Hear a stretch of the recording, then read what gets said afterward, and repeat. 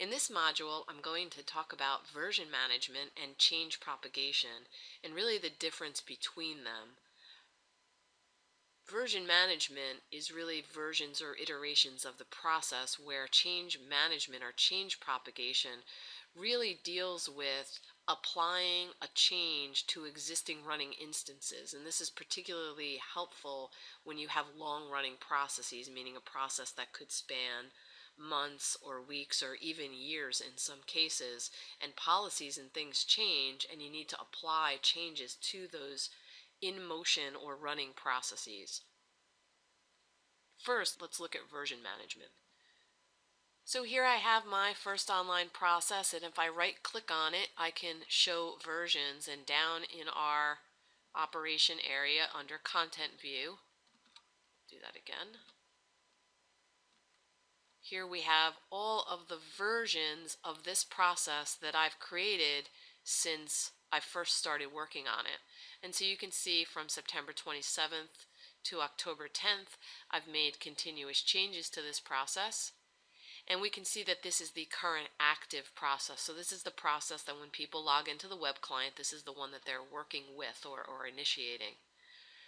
If I had made a change to the process and decided that I needed to roll it back, I have the ability to select rollback. This will then make this the current active process. So I might be trying out a change, or I test something and I realize that it's incorrect and I need to roll back the process. I can very easily roll back the process. Now, of course, I'll caveat that with, or qualify that with, the fact that this deals with the process and the process alone. If you make changes to your form, for example, then you would have to independently roll that form back.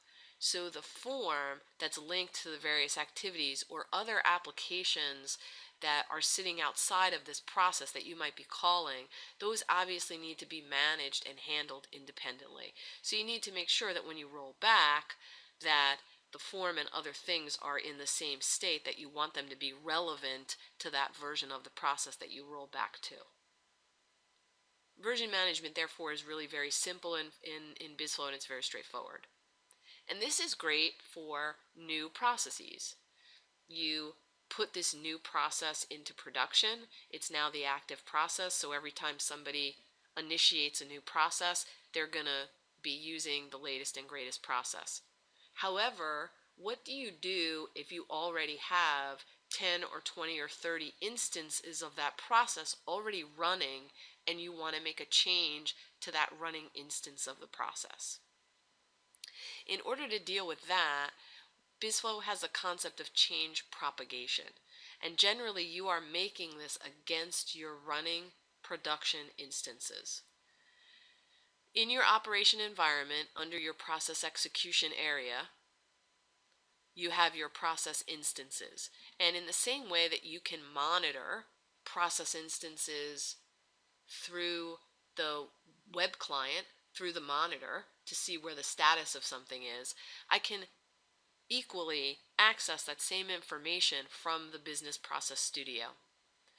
And again, I can double click or view the contents of it, and it's going to show me the contents in the Content tab.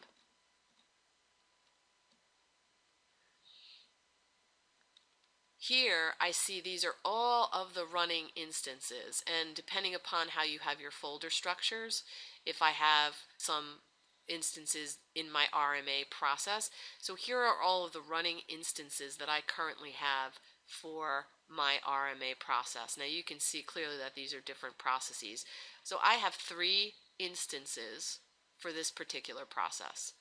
So if I wanted to make a change to all 3 of these running instances, the way that I would do that is I would select one instance to start with. First, I have to locate an instance that I want to make a change to. And then I'm going to right click on that and select Alter.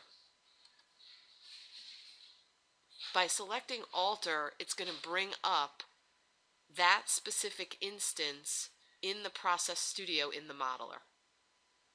This now therefore is the running instance of that process. And I know it's the running instance because the blue indicator is telling me that this is what has transpired. I've completed this activity and I'm currently at this step in this running instance.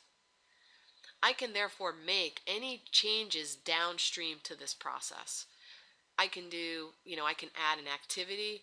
I can change a user group. Maybe I need to change an assignment on an activity. Maybe I need to change a deadline. Maybe I need to change routing rules. Whatever the change is that I need to make, I can therefore make it in this process. And then once I make that change, I can then select the change propagation.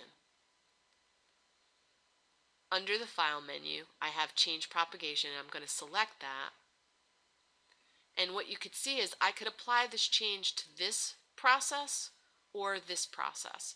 Now, I showed you that there was actually 3 instances running, but I can only make the change to 2. And that's because the instances need to be identical. So it's likely that even though I have 3 instances running here,